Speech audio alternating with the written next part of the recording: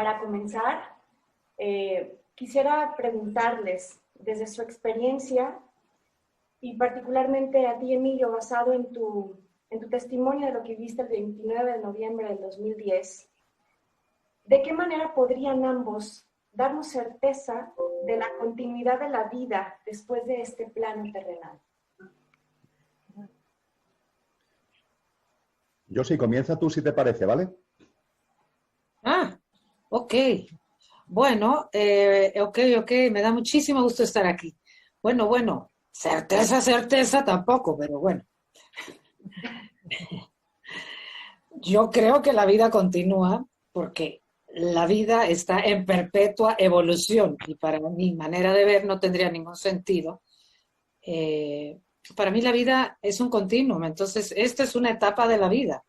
La vida en el mundo, en la tercera dimensión, es una etapa en nuestro largo recorrido, en el recorrido de nuestra alma, porque realmente la que está evolucionando es nuestra alma y esta es una etapa en su proceso. Entonces, yo no sé si quieres que hable de mi experiencia, porque claro, un poquito de mi experiencia, ¿no? ¿Eso es un poco lo que quieres?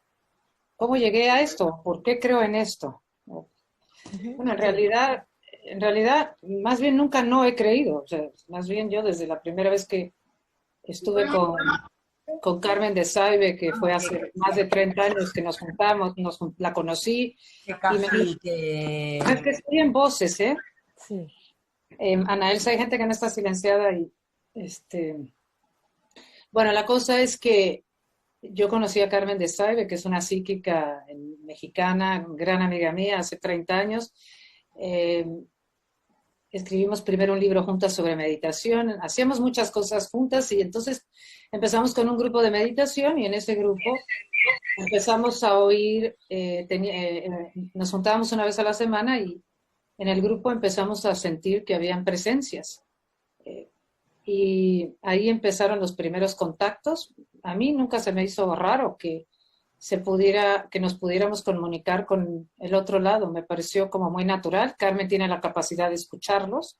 Yo tengo la capacidad de sentirlos, pero yo no los escucho como ella los escucha. Y pues desde el primer momento, los primeros contactos fue con almas que por distintas razones no estaban en lo que llamaríamos el bajo astral, es decir, todas estaban muertas, por supuesto, pero estaban en un plano en donde no veían la luz y fueron las primeras que se comunicaron y las distintas razones por las cuales nos dimos cuenta que estaban en un plano de oscuridad o lo que se llamaría el bajo astral es porque seguían fuertemente apegados a este plano. A mí me pareció muy natural. No me extraña nada que no puedas ver la luz porque uno está donde está tu atención, tú estás donde está tu atención y si tú, aunque mueras y estás del otro lado, si tu atención sigue puesta en lo que dejaste y en lo que no quieres dejar o en tus emociones que tienen que ver con la tierra, con resentimientos o miedos o falta de aceptación o falta de perdón, etcétera, pues todo eso hace que sigas viendo la tierra y lo que pasa aquí, pero aunque tus seres de luz, tus guías o tus seres queridos están ahí al lado tuyo, esperándote para que voltees a verlos, para ayudarte en esta transición, no los ves porque tú sigues vibrando en una frecuencia baja, porque sigues vibrando en la frecuencia de la Tierra, porque tu atención está en la Tierra. Entonces, estos fueron los primeros encuentros o los primeros contactos y entonces aprendimos mucho de los distintos motivos por los cuales no veamos la luz de inmediato cuando morimos.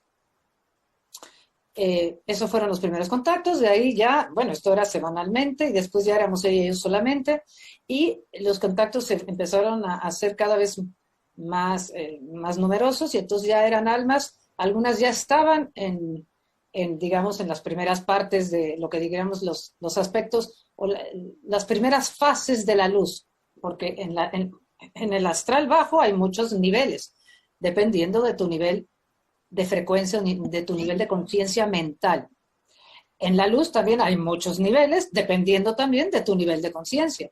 Y entonces también tuvimos contactos con los que estaban lo que nosotros llamaríamos el primer plano, las primeras etapas, el segundo plano, el tercer plano, los distintos niveles de la luz. Entonces, bueno, esa es mi experiencia con Carmen de Saibe, que empezó hace 30 años.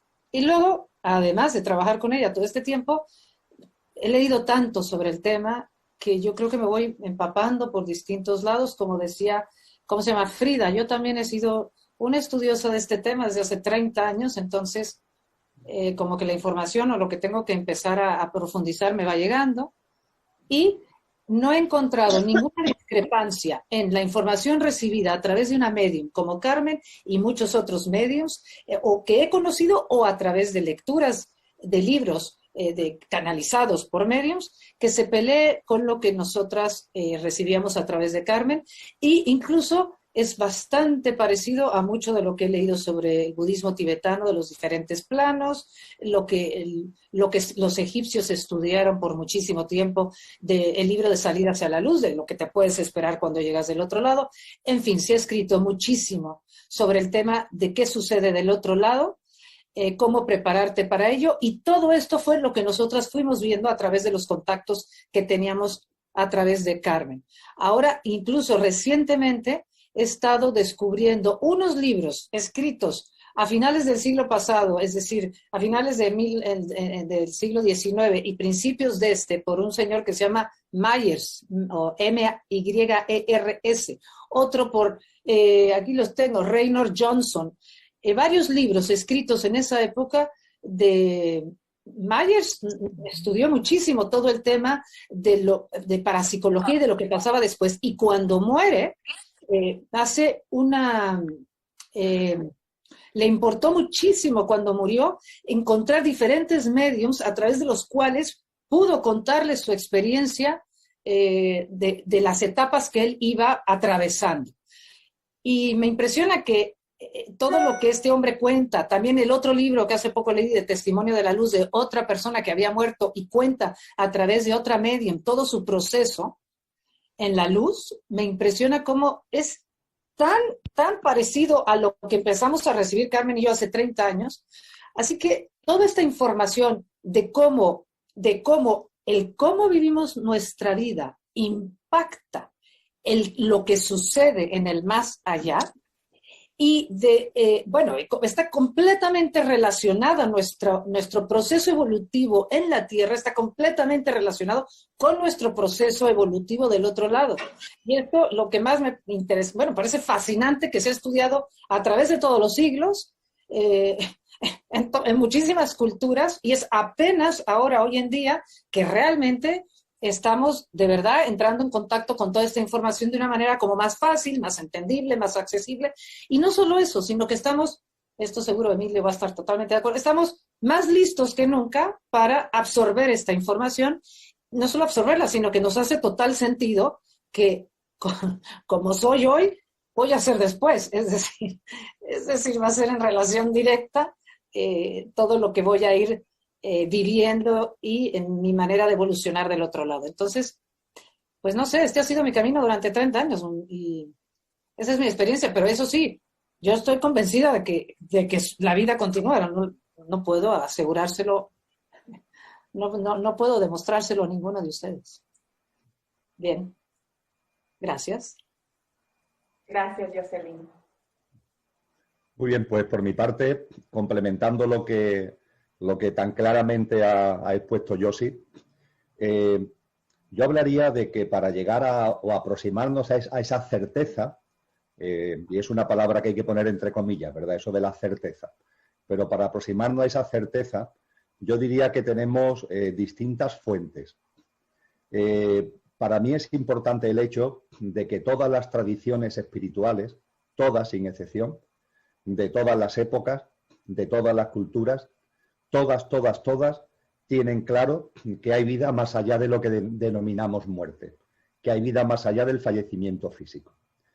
Puede entenderse como una casualidad, pero desde luego sería una casualidad abrumadora. A lo largo de la historia, todos los grupos humanos que de alguna forma se han acercado a lo que denominamos espiritualidad, hayan llegado a ese mismo convencimiento de la continuidad de la vida. Igualmente creo que es muy importante para acercarnos a esa certeza las aportaciones de los sabios y sabias de todas las épocas. Ya no me refiero solamente a aquellos que han estado inmersos en tradiciones espirituales, sino que me refiero en general a los sabios y sabias.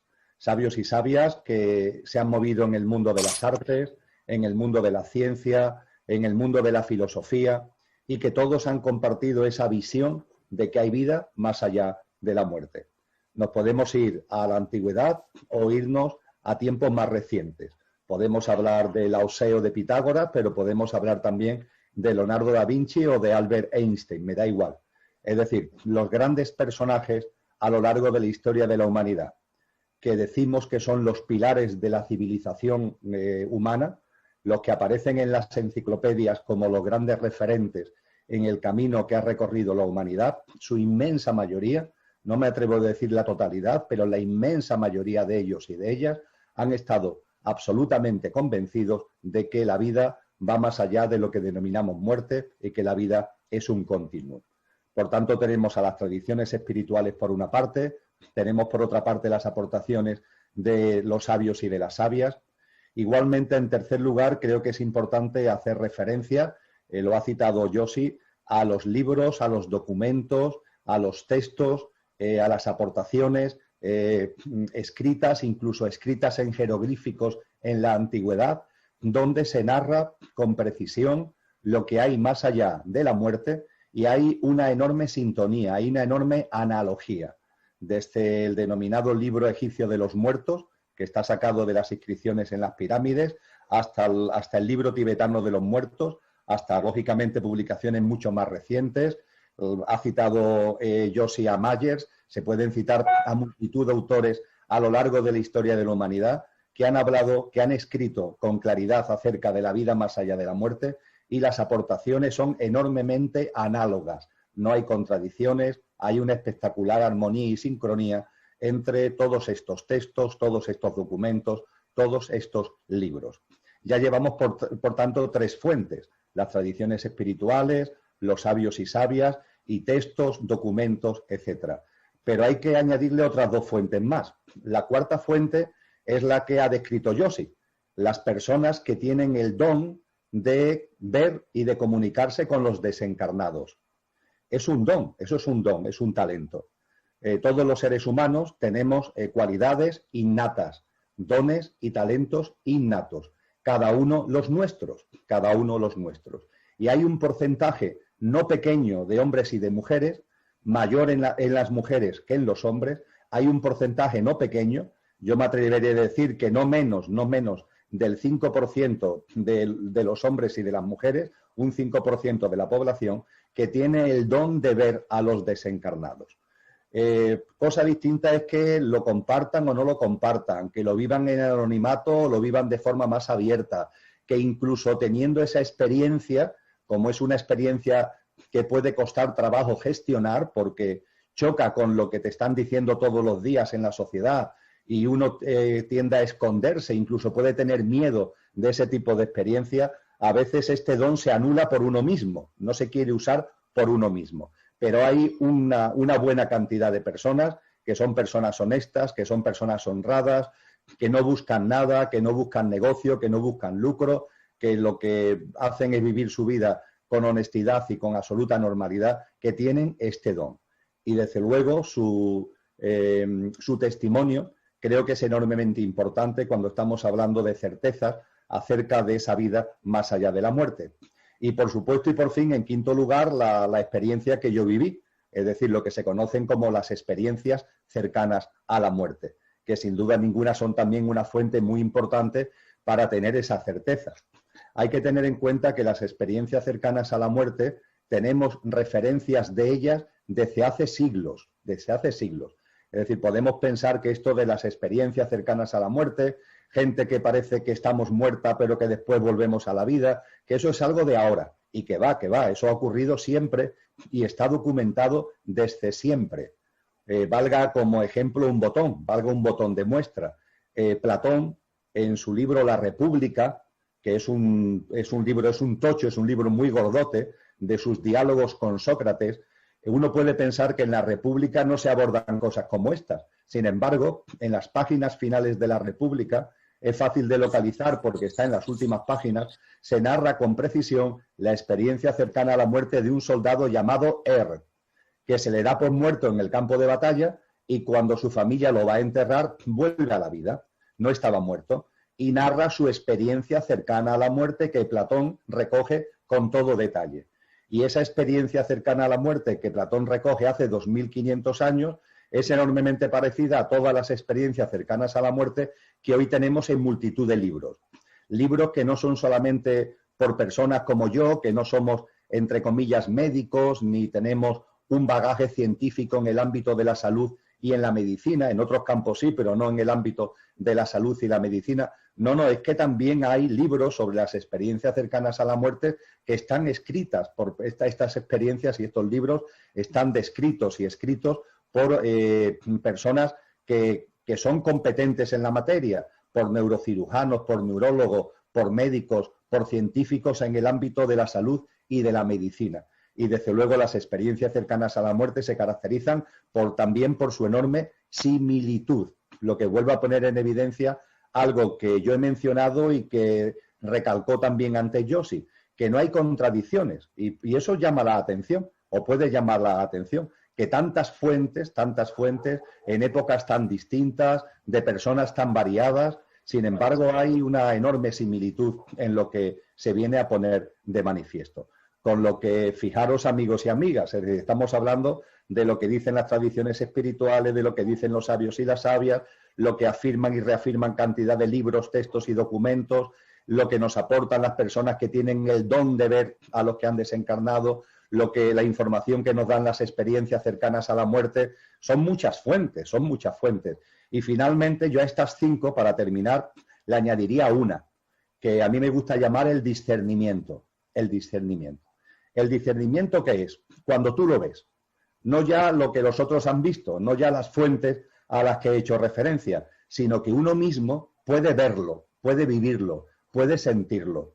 El discernimiento es lo que en una persona transforma la creencia en vivencia, la creencia en experiencia. Uno puede querer creer que la muerte no existe. Por ejemplo, ante el dolor del fallecimiento de un ser querido, una persona puede quiere creer que la muerte no existe. El discernimiento es como un empujón que permite que pasemos de la creencia a la vivencia. El discernimiento es lo que permite que sepamos cosas sin saber cómo las sabemos, pero las sabemos con absoluta seguridad. Ya no es una creencia, es una vivencia, es una experiencia directa. Y ese discernimiento se alcanza cuando uno se interesa por las cosas. Es decir, cuando una persona vive ajena, por ejemplo, en el caso que ahora nos ocupa, al tema de la muerte, y hay muchos millones y millones y millones de personas que viven ajenas por completo al tema de la muerte y que no quieren saber nada del tema de la muerte y que esconden cotidianamente el hecho de que la muerte física está ahí delante, pero hay multitud de gente que vive de espaldas a eso, pues claro, si tú vives de espalda a algo, no puedes alcanzar ese discernimiento. En cambio, cuando, como le ha ocurrido, por ejemplo, a Yossi, como también me ha ocurrido a mí, cuando durante años te interesa y lees y mantienes conversaciones y ves películas y ves vídeos, etcétera, etcétera, poco a poco, algo se va transformando en ti que te va aportando ese discernimiento. Y claro, será una circunstancia, y concluyo que es paradójica. Los que andan por la vida sin mirar a la muerte, es imposible que alcancen el discernimiento porque no buscan, porque no indagan, porque no se ocupan, porque no leen, porque no mantienen conversaciones, porque no atienden a este tipo de asuntos. En cambio, aquellas personas que sí se acercan al tema de la muerte pueden ser que vayan adquiriendo ese discernimiento. Pero claro, ¿quiénes son las personas que se acercan a lo que la muerte conlleva, etcétera, etcétera? Aquellas que han vivido en primera persona el fallecimiento normalmente de un ser querido. Hay excepciones, que yo sepa no es el caso de Yossi ni es mi caso, hay excepciones, pero hay un porcentaje elevadísimo de personas que se empiezan a interesar por la muerte, a preguntarse cosas, a plantearse cuestiones con relación a la vida más allá del fallecimiento físico, cuando tú tienes delante una experiencia dolorosa, una experiencia sufriente, una experiencia traumática que te lleva a buscar, que te lleva a preguntar.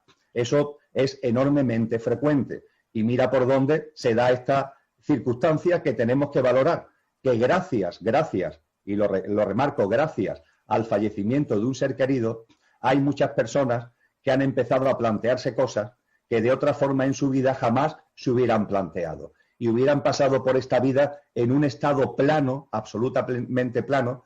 Sin embargo, cuando hubieran fallecido físicamente, se hubieran encontrado que no hay muerte, que lo que sigue es vida. Y como muy bien ha dicho Josi, cuando fallecemos físicamente, lo que nos espera tiene que ver directamente con lo que hemos vivido aquí, con lo que cuando aquí estamos indagando, estamos preguntando, estamos compartiendo acerca de lo que hay después de la vida física, después del fallecimiento físico, es una forma también de nosotros mismos ya prepararnos para vivir de una manera más armónica, más fluida, más equilibrada, lo que viene después.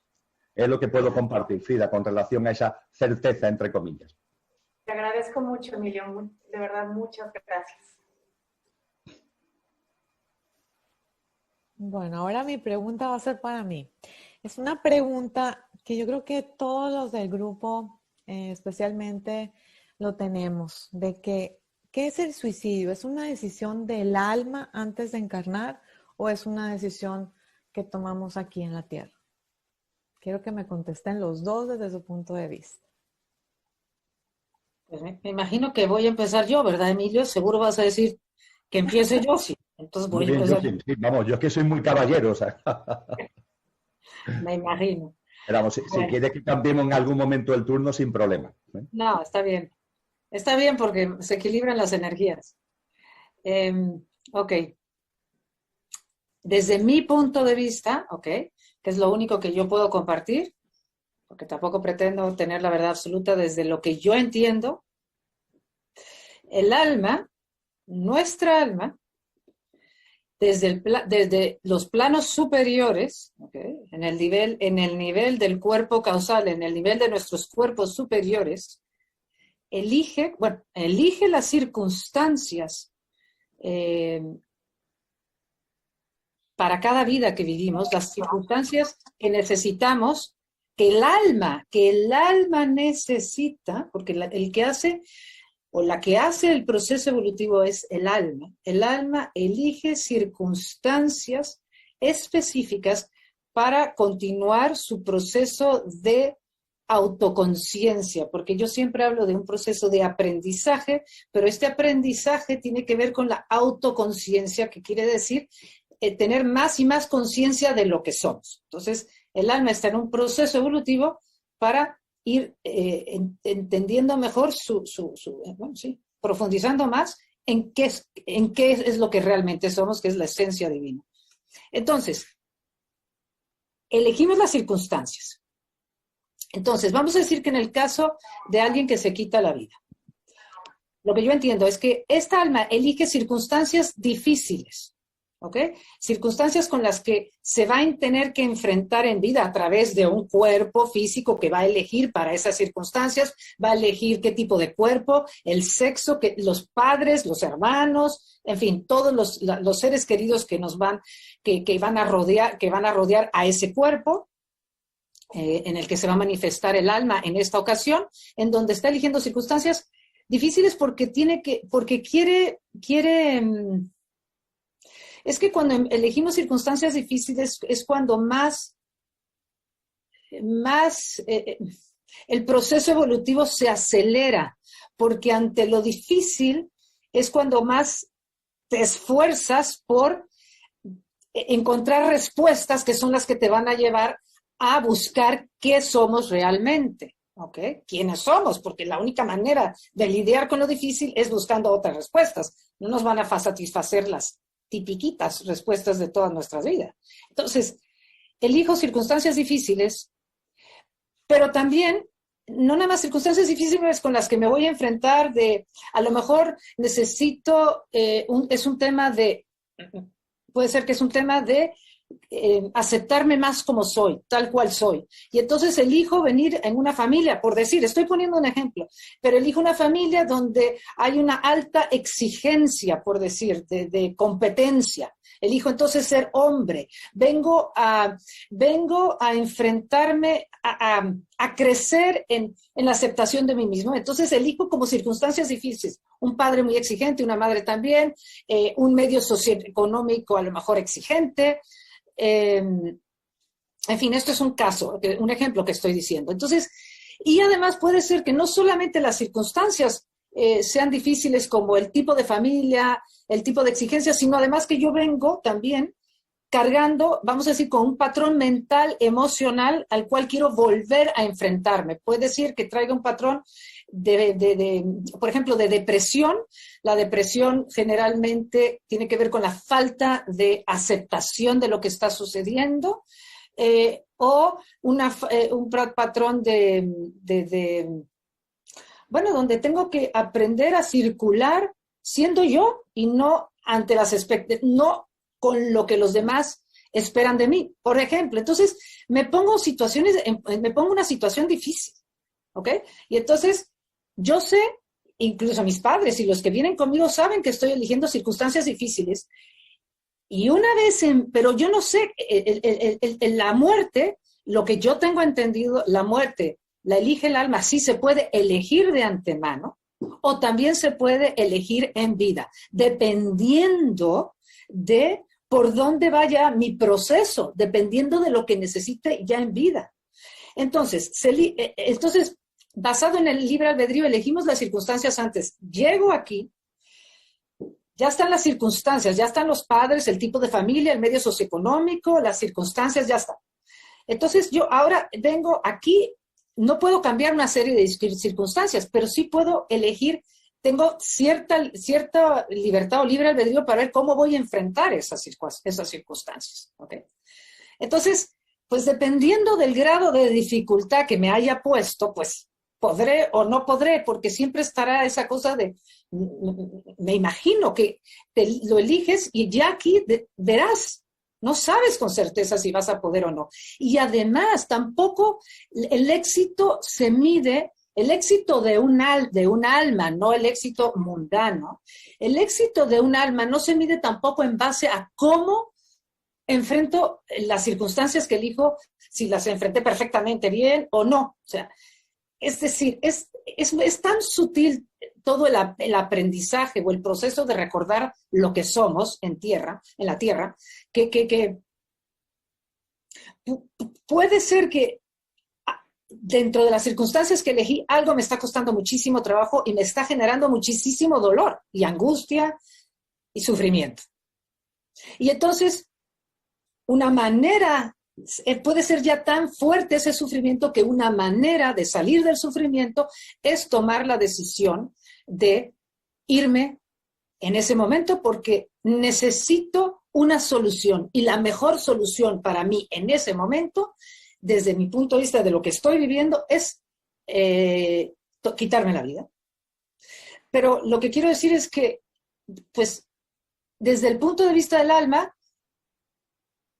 quizás ¿cómo se dice? Me propuse una serie de cosas, pero no sé si es el éxito, pero el punto para mí del alma, el crecimiento del alma es no nada más en lo que pasa aquí, las decisiones que tomo aquí, sino también todo lo que pasa después, cuando estoy del otro lado, desde el punto de vista que me quité la vida y todo lo que tengo que aprender de eso, porque es que no podemos separar la vida y la muerte, y no puedo separar todas las muertes de todas las vidas, ¿ok? No las puedo separar. Entonces, ¿quién dice qué es bueno y qué es malo, o qué es exitoso o qué es un fracaso? Entonces, si lo que yo, a través de quitarme la vida, en una vida, porque vivimos muchas vidas, en una vida o en varias vidas, a través de ese proceso, cuando llevo del otro lado el aprendizaje o el reconocimiento de lo que soy, puede ser tanto más grande, puede ser, que si no me hubiera quitado la vida. ¿Sí me explico? Es que no sabemos cuáles son los caminos, hay tantos, todos los caminos nos van a llevar a Dios, o al amor, o a lo que somos, vamos a decir, a lo que somos. Claro que se dice que hay caminos más rápidos y caminos más lentos, pero yo no sé si es verdad que hay caminos más rápidos o más lentos. Yo solo sé que cada camino es el camino perfecto para esa alma. Entonces, pues si eso implica quitarme la vida porque eso fue mi mejor decisión para ese momento de mi vida, ¿quién puede decir que esa no es la mejor decisión? Pero nadie lo puede decir. Porque además, cuando llego del otro lado, no existe ningún castigo ni ningún juicio. Entonces, al llegar del otro lado y perder el cuerpo físico, al haber mayor claridad, ya estando en la luz, mayor claridad de lo que somos, o sea, mayor contacto con lo que somos, con el amor que somos, al tener un mayor entendimiento allá del propósito de la vida, ¿quién puede decir que esta experiencia no es la que yo necesitaba para entonces del otro lado y en las otras vidas dar un salto cuántico? Es que no sé si contesto, pero esto es un poco mi manera de verlo, ¿ok? Gracias. Muchas gracias, Josie. Josie ha planteado un tema que es francamente fundamental. Voy a bajar a la perrita que se me ha subido aquí aprovechando mi silencio. Es francamente fundamental. Yo no sé si a más de uno y de una os suena una frase que está en el Nuevo Testamento, concretamente en el libro del Apocalipsis. Creo recordar que en el capítulo 3, versículos 15 y 16, donde hay una expresión que afirma: a los tibios los vomitaré de mi boca, a los tibios los vomitaré de mi boca. Es una expresión muy fuerte, ¿verdad? ¿Qué es eso de los tibios? Yo sí he explicado maravillosamente cómo un alma, antes de encarnar, puede dibujar una serie de vivencias, una serie de experiencias que considera que son las que debe tener en esta vida física al volver a encarnar para su evolución en autoconsciencia. Pues bien, hay almas, son esas almas tibias a las que se hace referencia ahí, que cuando encarnan, lo que se definen para ellas mismas es una vida, entre comillas, tranquila, una vida donde no haya circunstancias intensas, donde la vida pase plácida, podríamos decir, sin grandes movimientos, con un cierto nivel de bienestar, y no se plantean otra cosa, Buscan un lugar de nacimiento, una familia, una situación socioeconómica, unas tesituras vitales que la mantengan en ese estado, permitirme que lo diga gráficamente, una especie de estado plano, ¿no? De pasar por aquí como si no pasaras, sin de verdad vivir los ajetreos y el gimnasio que la vida puede representar y que la vida puede suponer. ¿Qué es lo que le ocurre a las almas que hacen esa elección? Pues que realmente cuando desencarnan no se llevan prácticamente nada. Hay que tener en cuenta que en esa evolución en autoconsciencia, cuando el alma encarna en este plano, aquí es donde se siembra, aquí se siembra, con nuestras circunstancias, con nuestros comportamientos, con nuestros actos y nuestras obras, aquí se siembra. Y cuando desencarnamos en el plano de luz, recogemos la cosecha de lo que hemos sembrado. Y lo ideal para el alma es que la siembra que aquí hagamos sea una siembra rica, para que después la cosecha que podamos recoger sea una cosecha fructífera en autoconsciencia. Es lo que Jesús de Nazaret denomina echarle aceite a la lámpara de aceite, de la que habla en el capítulo 25 del Evangelio de Mateo. Que la cosecha sea rica para que puedas extraer aceite y echarla a la lámpara de aceite para ir aumentando. La lámpara de aceite metafóricamente es el alma, y mientras más aceite tenga, mayor es el nivel evolutivo, mayor es el nivel de autoconsciencia. Y cuando se encarna para hacer una vida tibia, una vida entre comillas apacible, una vida entre comillas plana, lo cierto es que se siembra poco y se cosecha menos. En cambio, las almas valientes, las almas que tienen un compromiso ya serio con ellas mismas de evolucionar en autoconsciencia, eligen circunstancias y experiencias que sean fuertes, que sean intensas. Claro, cuando estamos aquí encarnados, la mente nos dice que ese tipo de experiencia, que ese tipo de vivencia pueden ser demasiado duras, pero son experiencias y vivencias que hemos diseñado previamente desde el alma con el objetivo de que le podamos sacar a la vida más jugo le podamos sacar a la vida, una siembra de la que posteriormente podamos hacer la cosecha en materia o con relación a la autoconsciencia. ¿Eso qué significa, Ana Elsa? Eso significa una cosa muy sencilla. Aquí estamos casi 100 personas ahora mismo participando en este grupo. Bueno, pues todo el grupo que vosotros conformáis, que vosotros y vosotras conformáis, os caracterizáis todas por ser almas que ninguna es tibia. Os aseguro que ninguna de vosotros y de vosotras, vuestras almas, ninguna es tibia. Todo lo contrario. La experiencia de vivir el fallecimiento de un ser muy querido, de un ser muy cercano, todo el dolor que eso produce, todo el removimiento que eso produce, encaja perfectamente en el diseño de vida de un alma valiente que no quiere caer en esa especie de apacibilidad tonta, que finalmente merece esa frase tan tremenda de a los tibios los vomitaré de mi boca. En el cristianismo, por ejemplo, se habla mucho de la cruz.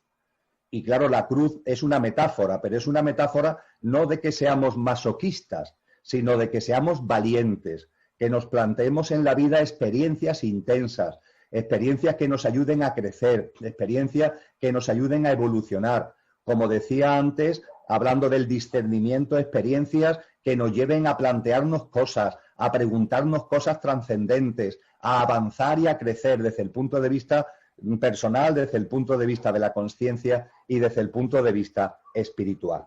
Y dicho esto, y en segundo lugar, ya con más brevedad, a propósito del suicidio, es evidente que el suicidio tiene que ver con todo lo que Josi y yo hemos compartido. Se mueve en este escenario de experiencias fuertes, elegidas para sacarle jugo a esta vida. Y dicho esto, por supuesto que cuando se habla del suicidio de una persona, la realidad es que el único que realmente sabe lo que ahí pasa, lo que ahí sucede, es decir, exactamente los mecanismos, las circunstancias, los movimientos que llevan a una persona a optar por el suicidio, eso solo lo sabe la persona que lo ha hecho. Desde fuera, aunque sea una persona muy querida, aunque sea una persona muy cercana, no lo podemos saber. Hay siempre un nivel de incertidumbre, hay siempre una serie de interrogantes muy importantes. Quien realmente conoce con precisión las circunstancias y todo lo que lleva a la decisión del suicidio es la propia persona que lo vive. Por tanto, algo enormemente importante, ojo con los juicios, ojo con los juicios. Esos juicios a los que algunos son tan aficionados, que desde fuera enjuician, y lo has hecho mal, y no sé qué, y no sé cuánto. Vamos a ver, quien realmente sabe lo que ocurre con relación a uno mismo es uno mismo. Y a lo largo de la historia, e incluso desde el ámbito religioso, desgraciadamente, se han dicho auténticas barbaridades con relación a personas que han optado por el suicidio. El suicidio per se, no es nada, no significa nada, es como morir en accidente de tráfico, es como morir de enfermedad, es como morir y vas por la calle y te da un infarto de corazón. El suicidio como tal no indica nada acerca del estado de conciencia, acerca de la persona en sí, no dice absolutamente nada. Sin embargo, con qué rapidez y con qué dogmatismo a lo largo de la historia se ha dicho que el suicida va a tener un castigo eterno, que el suicida va a tener ahí un tránsito durísimo que va a durar mucho y hasta que llegue al plano de luz va a pasar una especie de casi infierno, de purgatorio. No se le ha querido enterrar a esas personas que han optado por el suicidio, no se le ha querido enterrar en campos santos, se le obligaba a enterrarla fuera de los cementerios. Es decir, una cantidad de aberraciones increíbles que son simplemente fruto de la ceguera dogmática, La realidad, cuando se profundiza en la espiritualidad, es que nada de ese dogmatismo es cierto. Todas las puertas están abiertas para el suicida y para cualquiera. Insisto, el quid de la cuestión no es si mueres como por un suicidio, por enfermedad o por accidente de tráfico. Las circunstancias que están ahí moviéndose solamente las sabes la propia persona, y cualquiera que emita un juicio desde fuera está cometiendo un grave error y una grave injusticia. Y a partir de ahí, ¿qué os voy a contar a vosotras y a vosotros que no sepáis? Muchas veces el suicidio no es sino el síntoma de una enfermedad psíquica, el síntoma de una enfermedad. Hay una persona que tiene una enfermedad psíquica y esa enfermedad tiene síntomas, y un síntoma es precisamente el suicidio. Máxime cuando todos sabemos que hay medicamentos, que incluso en su prospecto lo pone, que los psiquiatras, que los psicólogos, fundamentalmente los psiquiatras, dan a los pacientes, y esos medicamentos tienen como efecto secundario la inclinación al suicidio. Con lo que ese suicidio no es sino una consecuencia directa del proceso de enfermedad psíquica. Ahí ni siquiera hay una decisión consciente, por decirlo de alguna manera. Yo esto le he hablado mucho con psiquiatras. Oye, ¿cómo a los pacientes le decís que tomen medicamentos que tienen como efecto secundario la inclinación al suicidio? Y ellos me dicen, bueno, Emilio, es que son porcentajes pequeños y entendemos que el beneficio que hace para la mayoría compensa ese riesgo que puede tener para la minoría. Bueno, pero ese riesgo está ahí. Pongo esto como ejemplo de que con qué facilidad se habla del suicidio y qué cantidad de circunstancias puede haber en el contexto del suicidio que, insisto, no pueden ser vistas desde fuera y, por supuesto, no pueden ser enjuiciadas. Las almas que asumen una vida valiente, esas almas que no son tibias, se ponen por delante experiencias para las que les puedan sacar jugo. Y a partir de ahí, para no repetir lo que ha dicho Yosi, se pueden dar muchas circunstancias que finalmente también lleven a la decisión en un momento determinado, por no seguir en ese contexto de dolor y de sufrimiento, de aceptar el suicidio. Pero fundamentalmente, para terminar, remarcaría estos dos hechos. Ojo con las almas tibias, y las vuestras no lo son. Enhorabuena. Y ojo con las almas tibias. Y en segundo lugar, ojo con los juicios externos. Ojo con las condenas, ojo con decir esto o aquello de los demás.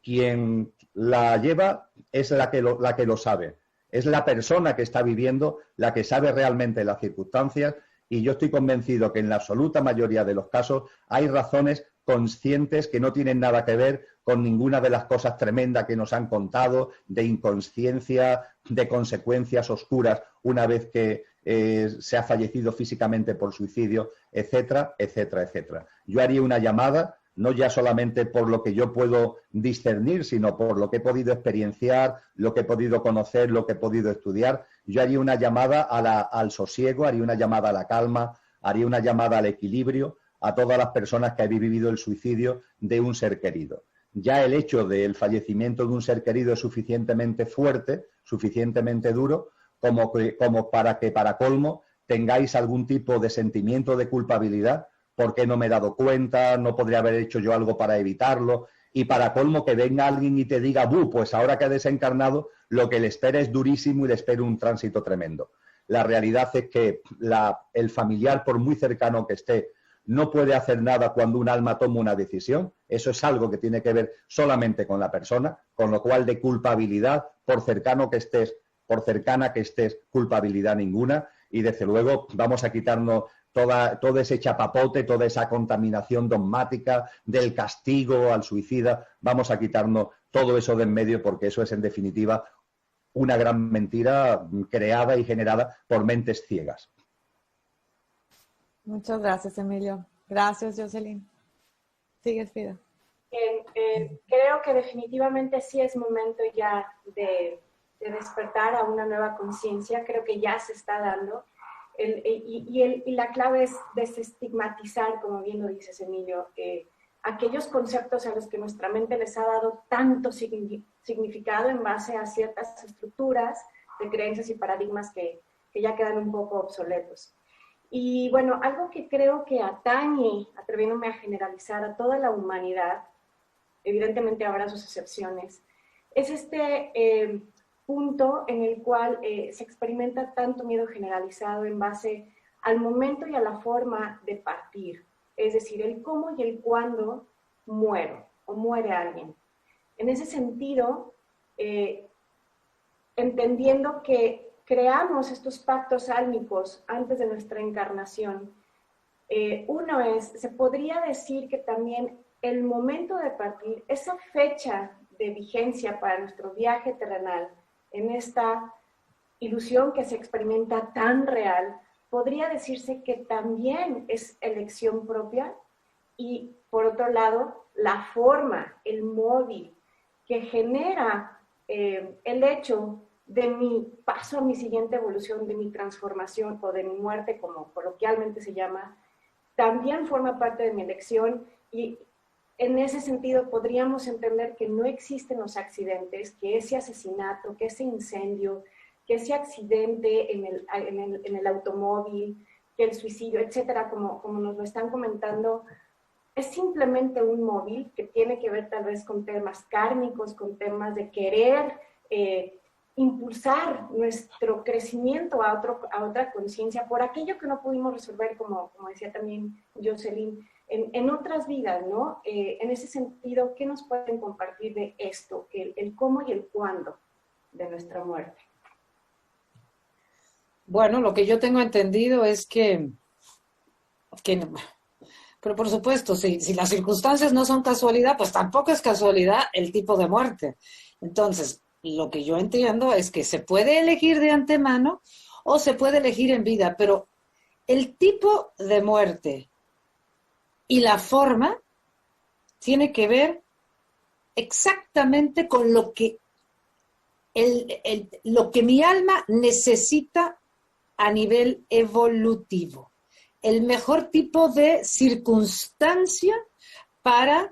Acuérdense que cada momento que vivimos en la Tierra es una oportunidad para manifestar lo que somos o para recordar lo que somos, o dicho de otra manera, para elevar nuestra conciencia, para hacernos más autoconscientes. Entonces, de lo que se trata es que cada instante es, bueno, para mí, es como con cuánto amor o con cuánto amor estoy enfrentando lo que me sucede momento a momento. ¿Y por qué con cuánto amor? Porque si yo soy amor o si vengo aquí a manifestar la luz del espíritu, pues con cuánta luz, vamos a decir, Emilio lo dice con lo de las vírgenes, con cuánta luz estoy haciendo o creciendo en esta vida.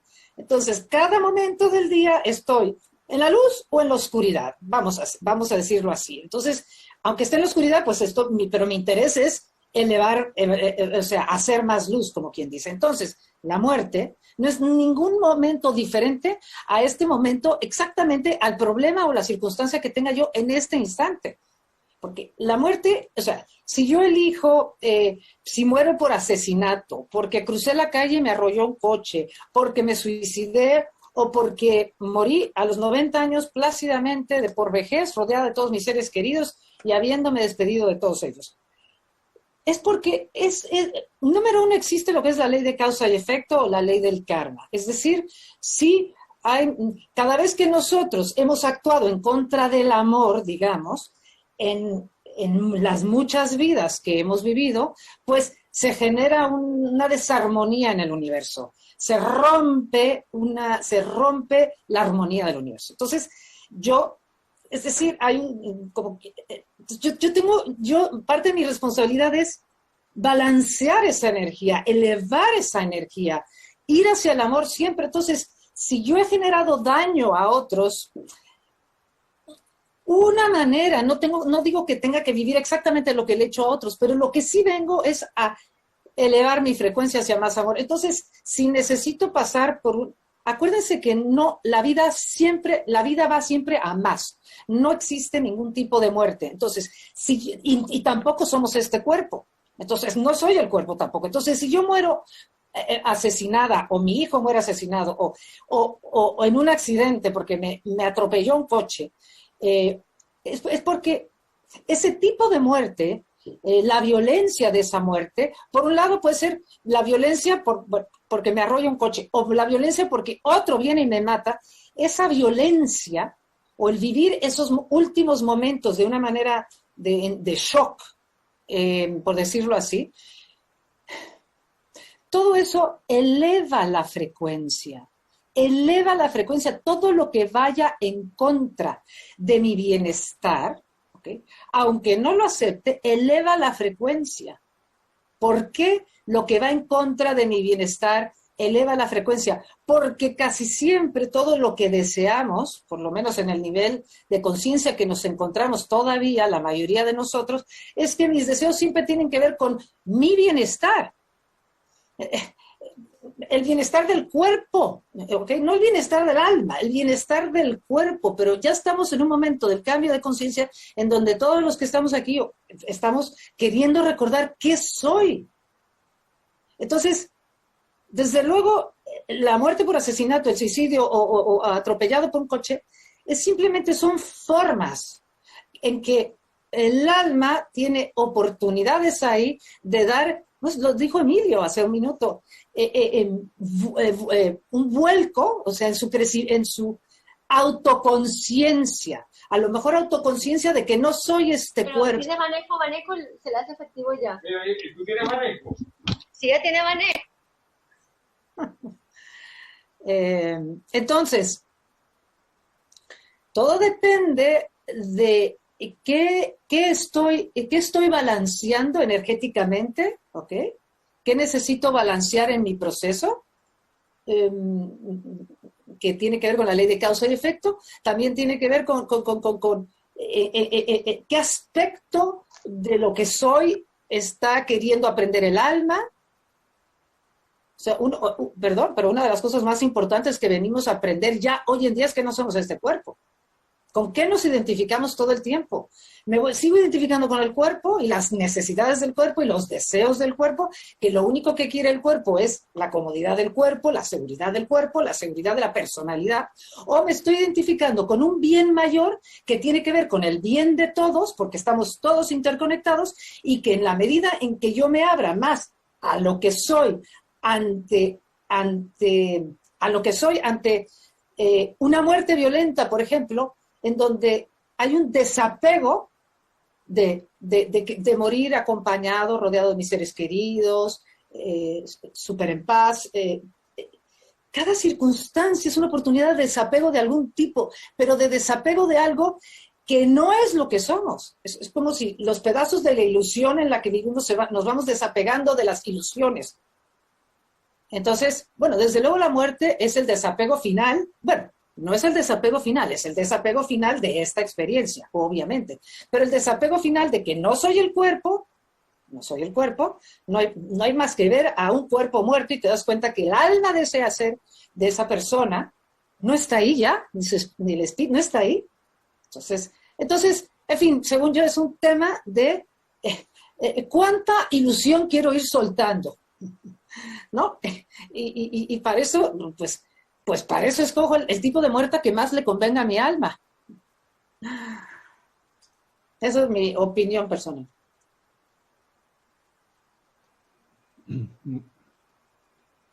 Muy bien, pues por mi parte coincido plenamente con Josie en el convencimiento de que nada es casual. Nos tenemos que quitar de la cabeza de una vez en nuestro proceso de avance en conciencia, nos tenemos que quitar de la cabeza de una vez la existencia de casualidades, del azar. Lo cierto es que en la vida es como todo, como una gran red, como un gran tejido, donde nada sucede por casualidad. Esto no nos debe extrañar, porque si nos observamos a nosotros mismos desde el punto de vista puramente físico, no hace falta mirar más allá, sino nuestra biología, nuestra fisiología. Si os miráis a vosotros y a vosotras mismas desde el punto de vista de los procesos biológicos que se dan en vuestro cuerpo, ahí nada es casual, no existen las casualidades. Todos tenemos decenas de billones, con B, de billones de células agrupadas en tejidos y órganos. Hay corriente, circulación sanguínea, circulación linfática, y todos son procesos, ninguno de ellos fuera de un ritmo, fuera de unas relaciones de causa y efecto, etcétera, etcétera, etcétera. Y si además de mirando a nosotros mismos, miramos a la naturaleza y miramos, por ejemplo, el universo, miramos el firmamento, también llegamos a la misma conclusión, de que todo está en perfecta sincronía, todo está lleno de causalidades, no hay circunstancias derivadas del azar. Es un convencimiento que la ciencia en general y la astrofísica en particular cuanto más vamos conociendo del universo, más claro tiene. Pues bien, apliquemos esto a la vida. En la vida no hay casualidades. La vida está llena de causalidades y todo tiene un sentido profundo y todo tiene un porqué y un para qué. Hablaba del Nuevo Testamento cristiano en mi interior intervención. También podemos ir a ese Nuevo Testamento cristiano y esa figura para mí inefable que es la de Cristo Jesús nos dice que ni un pelo de tu cabello se cae si no es por la voluntad del Padre. Ni un pelo de tu cabello se cae si no es por la voluntad del Padre. Una preciosa frase para que metafóricamente entendamos que no hay casualidades. Pues bien, dicho esto, es obvio que si no hay casualidades en la fisiología y en la biología, en el universo, si también sabemos, gracias a las afirmaciones de Cristo Jesús, que ni un pelo de nuestro cabello se cae si no es por la voluntad del Padre, a partir de ahí, estas dos preguntas, el cómo y el cuándo, con relación al fallecimiento físico, quedan respondidas. No hay casualidad. Tanto el cómo morimos como el cuándo morimos tiene un sentido profundo.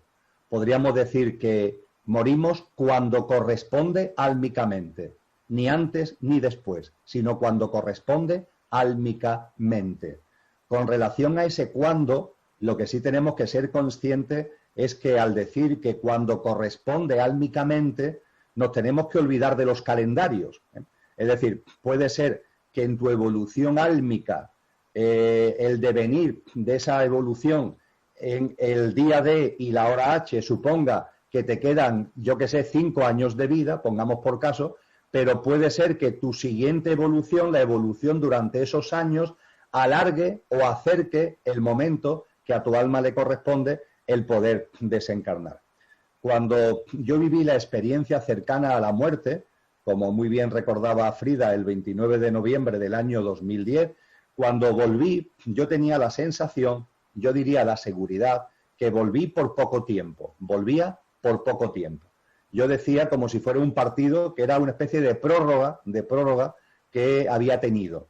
Una vez que estaba aquí, la evolución álmica, mi evolución en conciencia, las circunstancias de mi vida, el servicio que empecé a dar también a los demás, hizo que esa prórroga se alargara.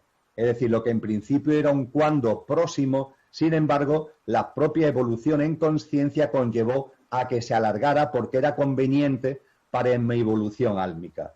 Y con precisión, en un momento concreto, no voy a contar las circunstancias, no vienen al qué, tuve el conocimiento cierto de que me correspondería desencarnar, pero claro, visto en aquel momento, me correspondería fallecer físicamente y desencarnar el 12 de marzo del año 2032. El 12 de marzo del año 2032. Pero desde entonces para acá ha habido más vivencias. Mi alma ha vivido procesos en conciencia y esa fecha también ya ha cambiado, también ya ha variado. Con eso lo que quiero es afirmar y reafirmar que el cuándo no es casual, tiene que ver con la evolución y decisión álmica, pero ojo con intentar ponerla en el calendario, porque es un proceso dinámico, es un proceso dinámico, hay por tanto flexibilidad y no podemos decir que seguro una persona va a desencarnar tal día y a tal hora, porque eso sería simplemente volver al dogmatismo al que hacía referencia anteriormente con relación al suicidio. Y en cuanto al cómo, exactamente igual. El cómo tampoco es casual. No es casual.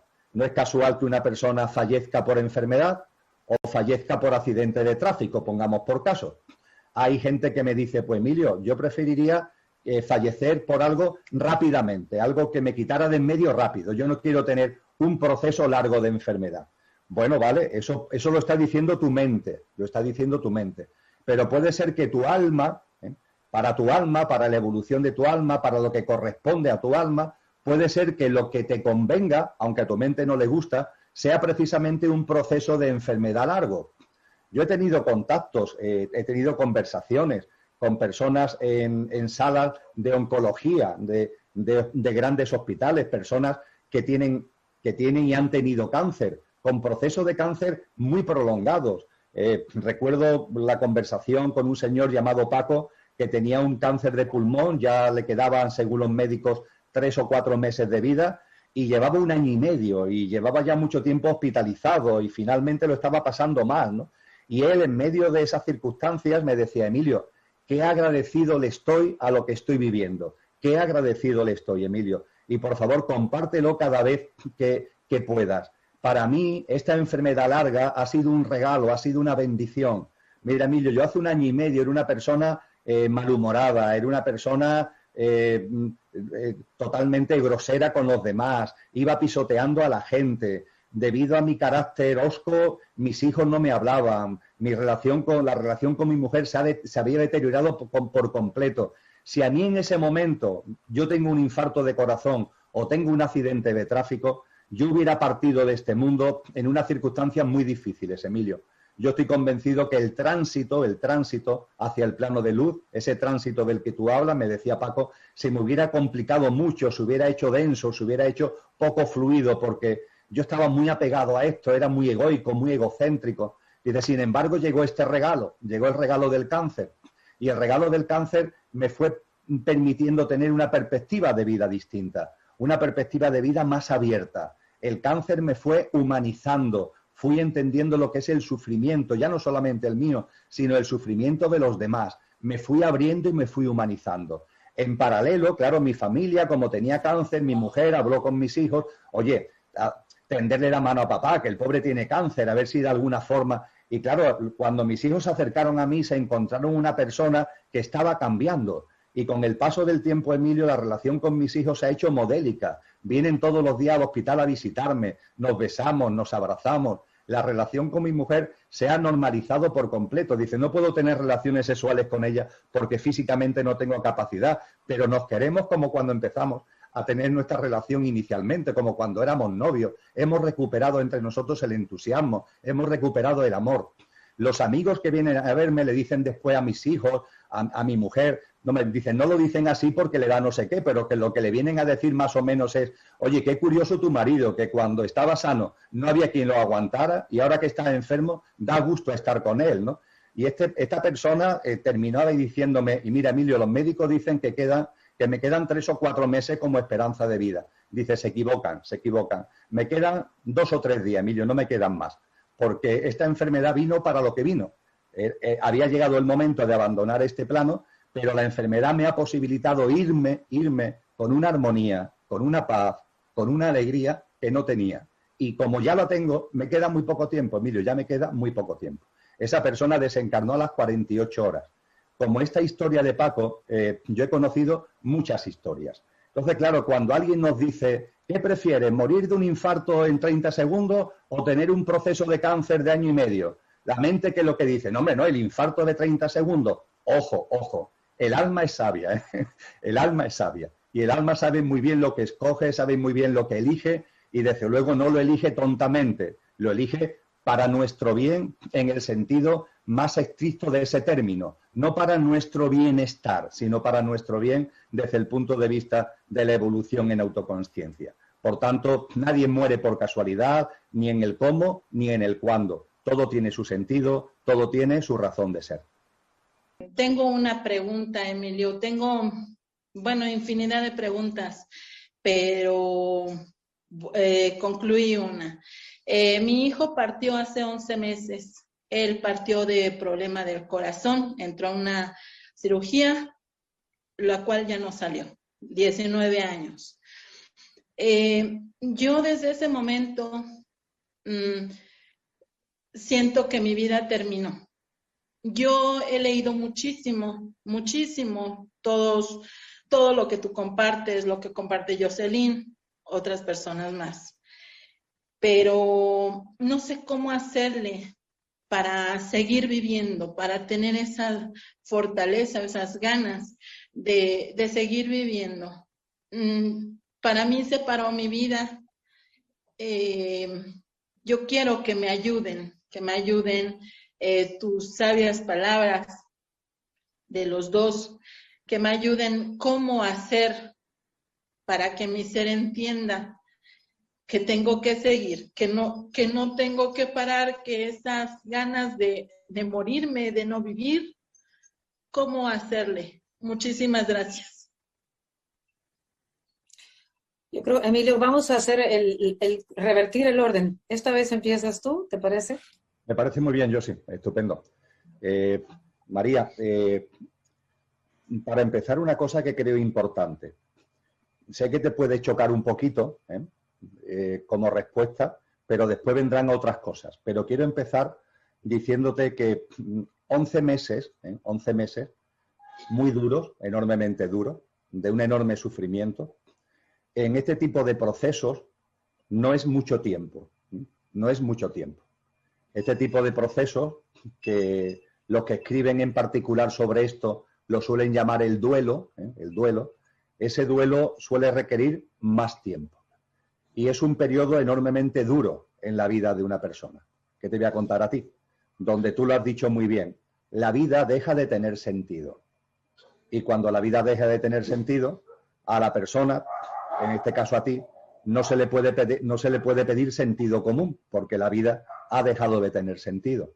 Ni se le pueden tampoco intentar convencer con argumentos, porque esos argumentos, en la situación en la que tú estás, hay un efecto rebote, por así decir, porque tu dolor, tu sufrimiento, dificulta que esos argumentos se filtren hacia ti dentro. Entonces, lo primero, María, que te llamaría es a un poquito de paciencia, Eso es lo primero. Eso sí, desde la confianza de que en ese cielo negro que estás tú actualmente viviendo, se van a ir abriendo claros. Poco a poco se van a ir abriendo claros. Ahora mismo todo el cielo está oscuro y yo te pediría que, bueno, que es como cuando estamos viviendo un día de tormenta, de estos días que salen absolutamente oscuros, de lluvia, etcétera, etcétera. Bueno, pues hay que tener un poquito de paciencia porque ya irá cayendo menos agua, ya se irán abriendo claros en tu vida. No tenga ninguna duda al respecto. Y sobre esto dan testimonio personas que han vivido también circunstancias parecidas a las tuyas, pero hace más tiempo. Yo aquí en donde resido, en Andalucía, colaboro con una asociación que se llama Alma y Vida, que está conformada por padres y madres que han fallecido hijos suyos. Y esto lo tienen muy claro, María, lo tienen muy claro. Y estos padres, los que son más veteranos, entre comillas, los que ya llevan más años desde que se produjo el fallecimiento de sus hijos, pues a los que son más recientes le hablan mucho acerca de la paciencia y de la confianza. Confía. Nosotros hemos pasado por este proceso, sabemos lo que es tremendamente duro, no se puede describir con palabras, pero irán abriéndose claros. No tenga ninguna duda que irán abriéndose claros. En ese contexto, María, cuando esos claros se vayan abriendo en tu vida, creo que lo que debes usar primero y antes que nada como palanca para avanzar, como palanca para salir de este estado de shock en el que actualmente te encuentras, esa palanca es el amor de tu hijo, el amor de quien tu hijo es verdaderamente. Ese amor de esa alma, vamos a seguir hablando en términos de alma, que en estos momentos con toda seguridad está en el plano de luz.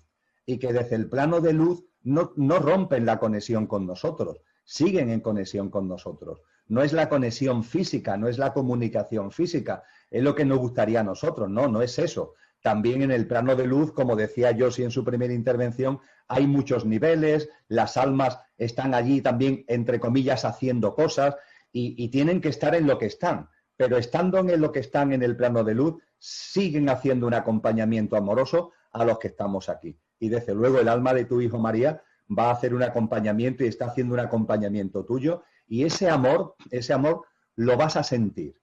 Ese amor, esa cercanía, esa presencia, si no lo sientes ya, que a lo mejor sí, lo vas a sentir. Y ese tiene que ser tu principal palanca, el principal motor para arrancar una nueva etapa de tu vida. Porque para ti en estos momentos la vida ha perdido sentido. Pero fíjate, María, lo que ha perdido sentido es la vida que tú llevabas hasta ahora. Eso es lo que ya no tiene sentido. Ahora tu alma ya te está reclamando una vida totalmente distinta. Esta experiencia tan tremenda que vives tiene que marcar un antes y un después porque, y volvemos a lo que hemos compartido hace unos minutos, no es casual. tu hijo no falleció por casualidad, le correspondía álmicamente, el cómo y el cuándo le correspondía álmicamente. Pero ojo, también correspondía ese cómo y ese cuándo también con relación a ti, porque sin ningún tipo de duda, el alma de tu hijo tenía un pacto de amor con tu alma. Y ese pacto de amor tiene un papel para él, que era el momento oportuno para su alma de desencarnar, pero tiene también un porqué y un para qué para tu alma, que no desencarna, sino que se queda aquí. Hablábamos de que no caigamos en la tibieza. Diríamos que el alma de tu hijo te ha dado un revolcón enorme, te ha dado un enorme revolcón en términos de conciencia para que a partir de ahora tu vida vaya por un derrotero de cada vez más conciencia, de cada vez más conciencia. Que cada vez tomen más conciencia de que la vida no es la apariencia, sino que es la esencia. Cuando se vayan abriendo claros, también ten esto muy en cuenta, María, cuando se vayan abriendo claros en tu vida. La vida no es la apariencia, no es lo físico, no es lo que vemos a simple vista, no. La vida es la esencia. Mi vida, la tuya, la de todos, la del que fue tu hijo, no se puede entender desde la apariencia. Hay que percibirla desde la esencia, desde lo imperecedero que hay en nosotros. Y este removimiento que hay en tu vida es una llamada clamorosa para que empieces una nueva vida donde la apariencia no sea la protagonista, sino que lo sea la esencia. Y te diré más, María, te diré más. Cuando empiecen a aparecer esos claros, cuando esos claros vayan llegando desde tu paciencia y desde tu confianza en la vida, cuando esos claros vayan apareciendo y utilices el resorte del amor del alma de tu hijo y el acompañamiento amoroso que te hace y que te va a seguir haciendo, cuando veas cada vez más la vida con los ojos de la esencia y no con los ojos de la apariencia, me atrevo a vaticinarte que habrá un momento determinado en el que darás un paso espectacular, porque en lugar de mirar hacia ti, empezarás a mirar hacia los demás. Me refiero con ello que la experiencia tan dura que tú estás viviendo es una experiencia que en algún momento tú vas a poner al servicio de los demás. En algún momento tu corazón noble, tu alma consciente te va a llevar a poner toda esa vivencia tremenda que estás viviendo en estos momentos, ponerla al servicio de otras personas que van a vivir lo mismo dentro de unos años. Y tú, estoy convencida que vas a estar ahí para apoyarlos, para ayudarlos, para compartir lo que está siendo tu experiencia en este momento, para compartir cómo fuiste capaz de ir poco a poco, abriendo esos claros en tu vida, y cuando finalmente se produce esa gran transformación, María, la gran transformación de que la vida ya no la vemos desde la apariencia perecedera, sino que empezamos a comprender que hay algo mucho más profundo, algo mucho más bello, algo mucho más potente, donde todo encaja, donde todo cuadra, donde todo es amor, donde todo es armonía, donde todo tiene un sentido profundo. Y eso, María, tú lo vas a vivir en primera persona y lo vas a compartir y vas a ser un instrumento para hacérselo llegar a mucha gente. No tengas ningún tipo de duda, María.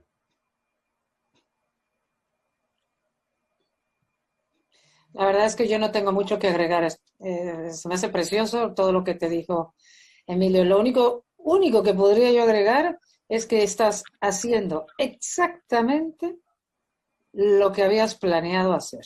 El hecho de que estés en este grupo, en el grupo, no sé si estás en el grupo de Ana Elsa, viendo este tipo de videos y buscando este tipo de verdades, es que lo único que te quiero decir es que, desde luego, estás en lo que planeaste. Es lo único que te puedo aportar. Gracias por compartir. Gracias, Ana Elsa, por permitirme estar acá. A Jocelyn y a Emilio, pues una gran bendición tenerlo. Yo quisiera, mi hijo se suicidó en diciembre de este año que pasó, y él dejó una carta, pues, que es breve, y yo quisiera pues compartirla con ustedes para que ustedes que saben tanto de espiritualidad me guíen más o menos y me den como un consuelo respecto a lo que él escribió. Dice así: hola, hoy me dirijo a mí mismo demostrando mi rendimiento en batalla. Saco mi bandera de muerte en señal de rendimiento. No quiero más esta vida porque fui muy exigente contigo, Señor Dios. Pero esa era la vida que yo quería. No me diste el suficiente valor y fuerza para hacer las cosas que mi interior pedía. Solo tuve fracasos de los cuales me levanté muchas veces, pero que hoy te pido y me rindo y me cojas en tu mando y hagas conmigo, en tu manto, y hagas conmigo lo que decidas. A todas las personas que me aman y alguna vez me amaron, quiero darles las gracias por todo lo que me dieron, que nunca pude valorar. Ahí quede mi hija, la mujer que hará todo lo que yo nunca pude, pero que estaré con ella desde el lugar donde llegue. Aquí continúa este pedacito. Gracias, vida, por hacerme un guerrero, pero un fracasado. No quiero que lloren por mí. Donde yo esté, quiero verles feliz y acompañarles siempre. A mis padres, gracias por darme la vida que yo mismo hoy me quito. A mis 2 ángeles, les quiero ver en la cima, colocando mi nombre de fracasado en lo más alto. Gracias por todo. Algún día nos volveremos a ver. Eso es lo que él dejó de carta y yo quisiera saber qué opinan ustedes. Muchas gracias, Jackie, por compartir la carta. Y voy directamente, podríamos decir muchas cosas con relación a una carta tan hermosa, porque la carta es bellísima, por muchos motivos, en el fondo y en la forma. Pero yo me ceñiría fundamentalmente a 2 reflexiones, Jackie. Primera, tu hijo habla de que ha fracasado. Yo creo que esa carta es el testimonio de que no fracasó. Ahí no hay ningún fracaso. Él utiliza ese término, pero eso es un término que utiliza su mente. La experiencia que él sintetiza en ese texto pone en evidencia que de fracaso ninguno. Yo diría que su alma queda a la vista de con ese texto en la mano, queda a la vista que le ha sacado mucho jugo en términos de conciencia a esta vida. Mucho, pero que mucho jugo. Por tanto, esta es mi primera reflexión, que de fracaso, ninguno. Teóricamente, para la mente puede parecer que la opción por el suicidio es un fracaso. Ahí no hay fracaso, en absoluto. Y insisto, el contenido de la carta lo pone, a mi modo de entender, claramente de manifiesto. Punto segundo. Una segunda reflexión que reafirma la primera, aunque es distinta, pero también la reafirma. Tu hijo utiliza un término que para mí, espiritualmente, en conciencia, tiene una enorme importancia, que es la rendición. La rendición. En la sociedad actual hay palabras malditas que no queremos y que le hemos puesto una especie de connotación negativa. Pasa con muchas cosas. Pasa con la austeridad, pongamos por caso, que parece que es un término maldito. Y qué importante es la austeridad para vivir la vida sin caer en los excesos, por ejemplo, de una sociedad de consumo. La palabra lentitud. La gente no, todo tiene que ser rápido, todo tiene que ser veloz, ¿no? Y la lentitud es muy importante. Las cosas bien hechas solamente se hacen serenamente, con lentitud. Sin embargo, lentitud se ha convertido en una palabra maldita. Y la rendición también es una palabra maldita.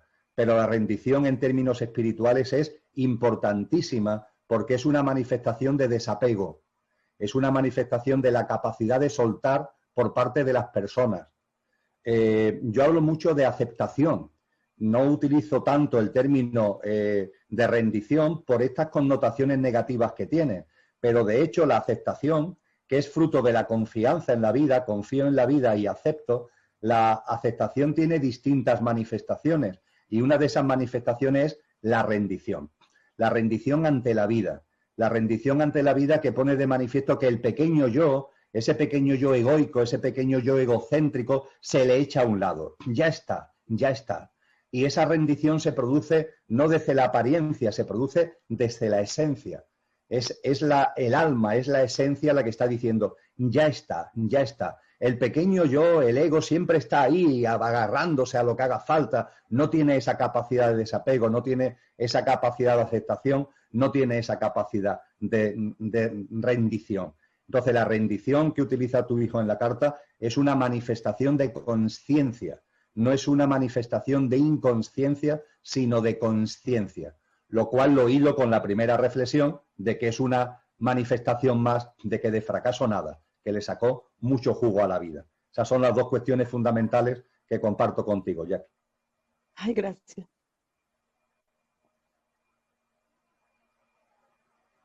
para agregar, Jackie, pero cortito, porque estoy 100% de acuerdo con Emilio, es que es una carta llena de amor. Entonces, eso es lo único que importa a nivel álmico. Y cuando habla de rendición, habla de mucha humildad.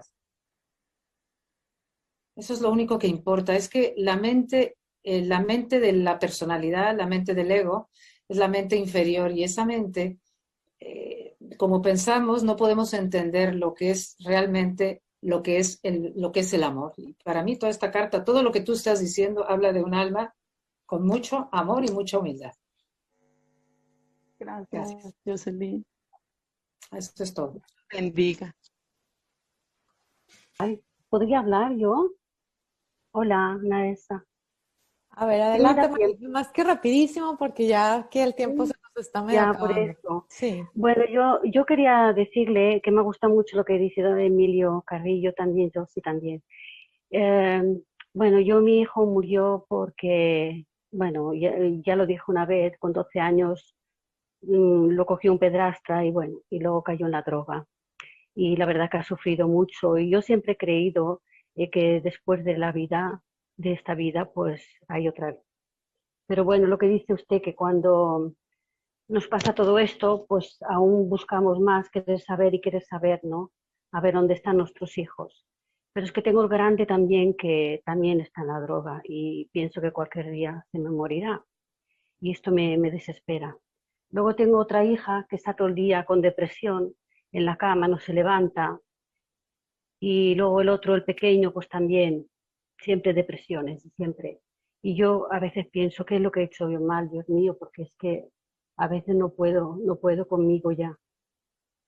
Luego lo que también quería preguntarles, no sé si me podría esto darme una información. Yo cuando tenía 18 años, yo estaba mi abuela había muerto hacía un mes o dos, y yo estaba en la cama durmiendo y ella me llamaba. Y yo pues estaba durmiendo, pero es que me llamó tantas veces que me despierto, le digo, ¿qué quiere, abuela? Y me despierto y la veo delante de mí, pero no tocaba con los pies en el suelo. Y le digo, ¿qué quiere? ¿Qué quiere, abuela? Y ya se me fue. Y yo siempre me ha quedado esto aquí, que si mi abuela me quería decir algo, que yo tenía que pasar por todo esto. No lo sé, pero es que es tan complicada mi vida que yo a veces no puedo a veces. Por eso tenía ganas de hablar con alguien que me pudiera informar, a ver, porque, claro, uno ya se me ha ido, pero es que el otro igual se me va dentro de un año o igual, y yo no sé. A veces me cuesta llevar esta pesadilla tan grande. Pues nada más, esto es lo que le quería comentar. Gracias. Muchas gracias, María. Con brevedad, porque ya estamos, como Sí. decía Elsa, por lo menos yo estoy ya con el tiempo muy, muy al límite. Con relación a lo de tu abuela, no te puedo aportar mucho, María. No sé si a Josi se le ocurrirá algo con su experiencia con Carmen que te pueda aportar. Lo que sí quiero compartir contigo es que has utilizado una palabra que yo creo que expresa muy bien tu estado de ánimo y que me gustaría que reflexionaras sobre ella, que es la palabra culpa. Has hablado de culpa, que hasta cierto punto te sientes con culpa, ¿no? Por un hijo, ahora por el otro, ¿no? Eso te pediría que te lo quitaras por completo de tu cabeza, ¿eh? Por completo. Fíjate que lo que hemos compartido en el tiempo que llevamos pone mucho énfasis en el alma y en las circunstancias álmicas y en las circunstancias programadas por el alma y en las circunstancias devenidas después, una vez que estamos aquí, para el alma. Por tanto, yo creo que tú tienes que entender que tus hijos, siendo tus hijos, porque lo son, pero son mucho más que tus hijos. Tus hijos son almas encarnadas que tienen su proceso, que tienen su camino, y lo que está en tu mano es hacer lo que ya has hecho y lo que sigues haciendo, que es darle todo tu amor. Siempre con una premisa fundamental, María, una premisa fundamental, hacer lo máximo que podemos. Y también con el amor esto es importante, hacer lo máximo que podemos. Hacer lo máximo que podemos no es hacer lo máximo, es hacer lo máximo que podemos. Nos gustaría hacer lo máximo, de 0 a 10 nos gustaría hacer 10 y a ti te gustaría tener en tu mano las herramientas y la forma de haber evitado lo que le pasó a tu hijo, de evitar lo que le puede estar pasando ahora a tu otro hijo. A ti te gustaría tener todas esas herramientas a nivel 10, pero la vida no funciona así. Tú tienes que ser consciente de que en cantidad de cosas y en cosas muy importantes y en cosas menos importantes tenemos a nuestra mano un nivel determinado. Podemos llegar hasta donde podemos llegar, no al máximo. Hay una máxima muy conocida en el ámbito de la consciencia que es precisamente esta: haz lo máximo que puedas, lo máximo que puedas, que no es lo máximo, es lo máximo que puedas. Y tenemos que ser conscientes de que no llegamos a lo máximo, María. Entonces, tú estás haciendo, sin duda ninguna, esto, estás poniendo desde tu amor, desde tu cariño, desde tu alma, ya no solamente desde tu apariencia, sino desde tu esencia, desde tu alma, estás haciendo lo máximo que puedes. No te pidas más, no te pidas más porque eso sería ser injusta contigo misma. No te pidas más. Sigue ahí aportando, sigue ahí poniendo tu grano de arena, pero también ten en cuenta eso, que tus hijos son almas encarnadas, que también tienen su devenir, que también tienen su camino y que tú ahí no puedes actuar porque el camino que tienen que seguir es el que le corresponde desde el punto de vista de su propia evolución. Gracias.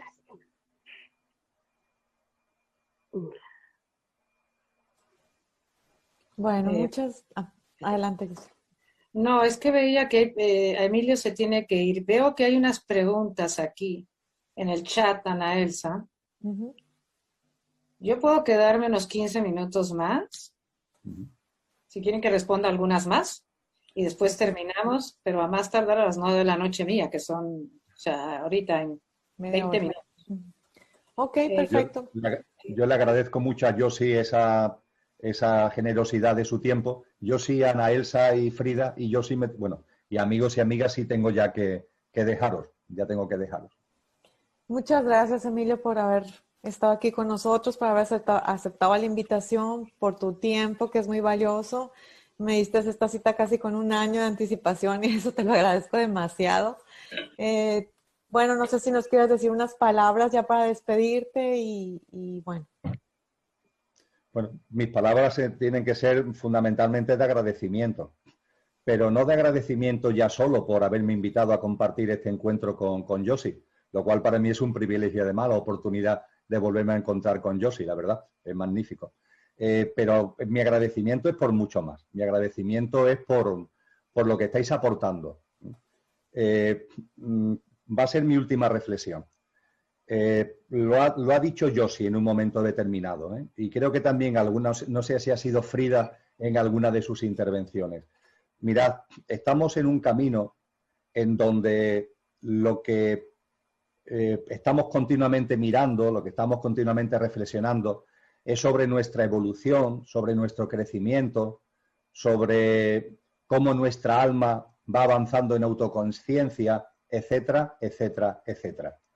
El grupo que tenéis conformado, el grupo de personas que os habéis reunido aquí, que entiendo que además tenéis entre vosotros contacto, tenéis entre vosotros y entre vosotras interrelaciones, por supuesto que estáis colaborando para que cada uno personalmente, para que cada una individualmente crezca y evolucione en consciencia. Pero mi agradecimiento se debe a lo siguiente y tenéis que ser consciente de esto. Cuando una persona, una, da un pasito en consciencia, ese pasito que da en consciencia se lo aporta a toda la humanidad.